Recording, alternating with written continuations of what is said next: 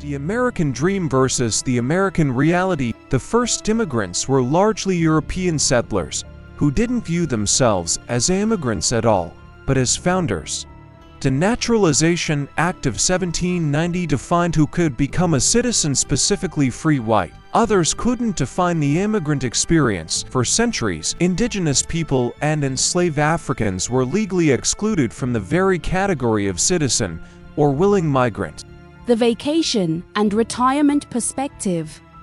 Some view the US as a playground rather than a homeland. The global perception many from developed European nations view the US through a lens of consumerism and wealth. The suitcase immigrant who arrives with resources or cultural capital from London against the reality of the American working class, pointing out the visual and social jarring of seeing a newcomer leapfrog over a natural-born citizen who is unhoused.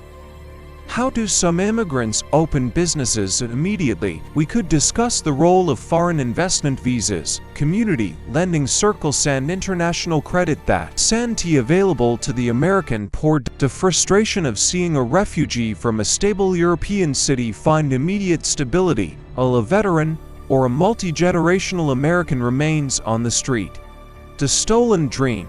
1800 through today. The instant rights claimed by new rivals with the 400-year struggle of Black Americans. The model minority myth and how it is used to weaponize immigrant success against Black Americans. The disparity in the justice system, how an immigrant might be celebrated for hustling while a Black man is criminalized for the same economic survival tactics. Where is home? If the US is treated as a retirement country or a resource by the rest of the world, where does that leave the people whose ancestors built the infrastructure but are still fighting for the right to breathe?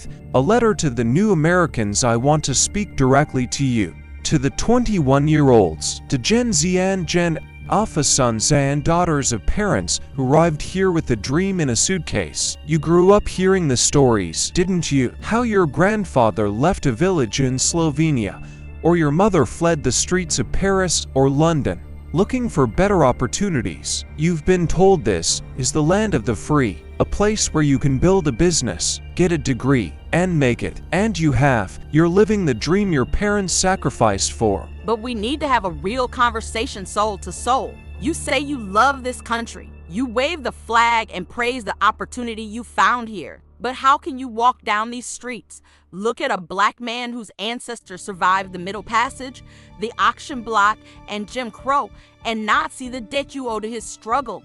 It is logically impossible to claim you love the freedom of America while ignoring the fact that the people who define freedom for this country are still being murdered in the streets and locked in cages for the same hustle your family is praised for.